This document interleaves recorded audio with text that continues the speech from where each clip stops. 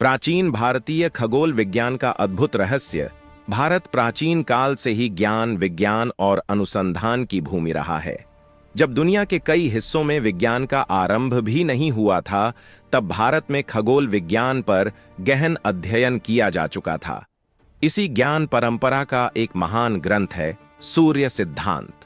सूर्य सिद्धांत एक प्राचीन भारतीय खगोल शास्त्रीय ग्रंथ है, जिसकी रचना लगभग 1500 से 2000 वर्ष पूर्व मानी जाती है। यह ग्रंथ सूर्य, चंद्रमा, ग्रहों, नक्षत्रों और पृथ्वी की गति के बारे में अत्यंत सटीक और वैज्ञानिक जानकारी प्रदान करता है।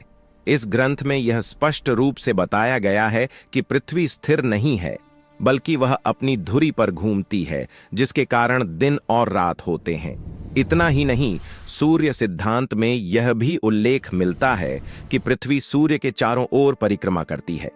यह तथ्य आधुनिक विज्ञान द्वारा बहुत बाद में सिद्ध किया गया, लेकिन प्राचीन भारतीय विद्वान इसे पहले ही समझ चुके थे। सूर्य सिद्धांत में समय की गणना, वर्ष की अवधि, ऋतु परिवर्तन, तिथियां, नक्षत्र और ग्रहण जैसी खगोलीय घटनाओं की वैज्ञानिक व्याख्या की गई है। इसमें एक वर्ष की अवधि लगभग 365.2564 दिन बताई गई है, जो आधुनिक खगोल विज्ञान की गणना से लगभग मेल खाती है। इसके अलावा इस ग्रंथ में त्रिकोणमिति के सिद्धांतों का भी वर्णन है, ज्या, कोज्या और उत्क्रम। ज्या जैसे गणितीय सिद्धांत सूर्य सिद्धांत में पाए जाते हैं, जो आगे चलकर आधुनिक गणित की आधारशिला बने। सूर्य सिद्धांत का प्रभाव केवल भारत तक सीमित नहीं रहा। इसका अनुवाद अरबी भाषा में हुआ और वहां से यह ज्ञान यूरोप तक पहुंचा। कई विदेशी विद्वानों ने भी इस ग्रंथ की वैज्ञानिक सोच की प्रशंसा की है।